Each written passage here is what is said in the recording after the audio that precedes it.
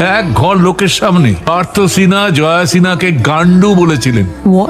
আড়ালে যা বলেছিলেন এই মুহূর্তে সাক্ষ্য প্রমাণের অভাবে তা বলছি না, কিন্তু গান্ডু নিজের বউকে, এর পক্ষে আমার কাছে 3 জন সাক্ষী আছে your honour. Objection your honour, context ছাড়া একটা শব্দকে এভাবে জাজ করা যায় না। Objection overruled. সেটা আপনি আমার উপরে ছেড়ে দিন। Advocate Sengupta, what is the context? Right your honour, আমার কাছে 3 জন সাক্ষী আছেন, তারাই বলবেন কনটেক্সটটা।